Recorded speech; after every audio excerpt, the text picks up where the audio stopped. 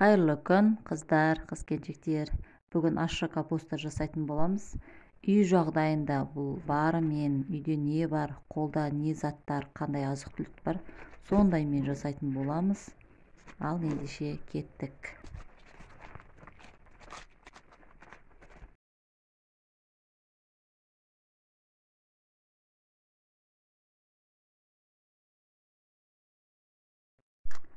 Видеода көріп тұрғандай капустаны төртке бөліп, түптерін бәрін алып тастаймыз.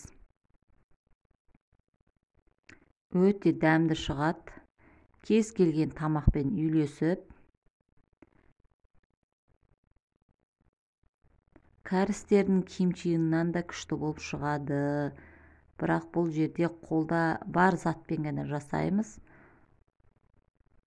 Бұл жерде тұз менде.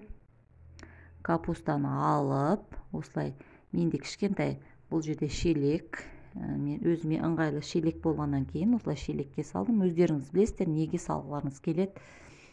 Осылай капустаның әрбір бетін, не болмаса екеуден, не болмаса біреуден үстіп, мен аз-аздан тұздадым. Қатты тұздаған жоқпын. Тұздап, осылайынан шелекке және тостаққа салып қойдым. Қыздар, видеодағыдай осылайынан капустаны әрбір жапырағына тұзды сепкен болатынмын. Видеодан көріп тұрғандарыңыздай.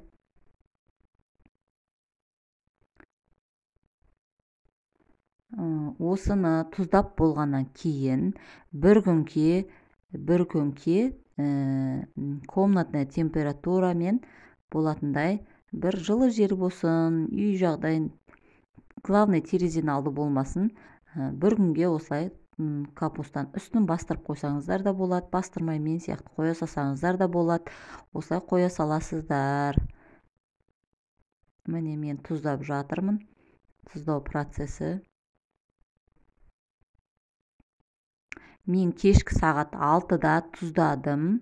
Ертесінде кешкі 6-ға дейін бөлме температурасында тұрды үйде. Міне шелегіміз және тостағымыз толып тұр.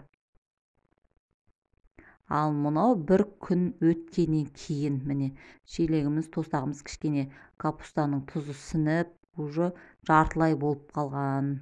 Осы тостақтағыны қайтадан шелекке алып, соның ішіне саламыз. Міне ішіне суы шығып, күшті болып тұр. Міне көріп тұрғандарыңыздай. Қайтадан нығыздап шелекке салып жатырмын. Ішінде мына су болады. Бұл суды төкпейміз, қыздар. Бұл тұзды су осы капустаның үстіне құятын боламыз.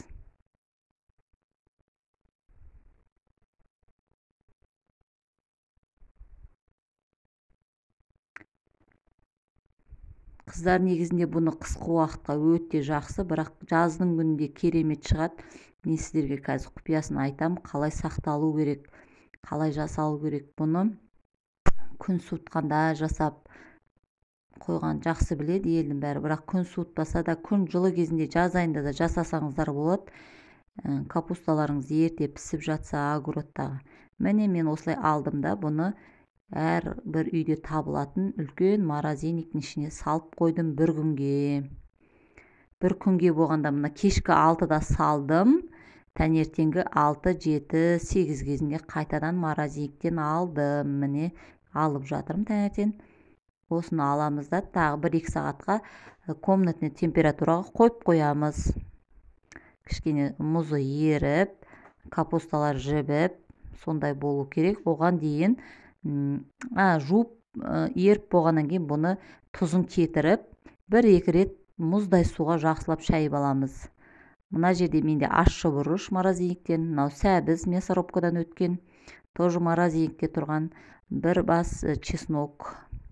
Сәбізім аздау деп помидор қостым, ащы, укроп сухой, сұйық сәбізді теркадан өткізіп алдым. Міне осылайынан қолдарыңызға қолғап киіп алыңыздар, өйткені ащымен жұмыс істегеннен кейін. Міне сұйық май, укроп, қызыл помидор, болгарский қоссаңыздар да болады. Менде болгарский болмады огородта. Ащы бұрыш, мен ащы бұрышты алдын ала мясорубкадан өткізіп, сәбізді бәрін морозильникке қойып қоям. Міне сөйтіп 2 рет мұздай суға жуылған капустамызды алып, өстіп жана ортасына жағып, әрқайсысына капустаның бір жапырағын жағып, қайтадан сол шелегімізге салатын боламыз. Сонда менде бір шелек шықты. Кішкентай шелекпен міне ортасына жағып, әдемілеп салып қоямыз. Қыздар, бұл жерде уже алып жей берсеңіздер де болады, дайын. Бірақ мен жаңа ортасына салып атқан салма сәбіздің ортасына тұз салған жоқпын, өйткені капустаның өзі тұздалған. Ащы бұрыш, сәбіз, укроп, сұйық помидор, осылардың қостым. Тұз салған жоқпын.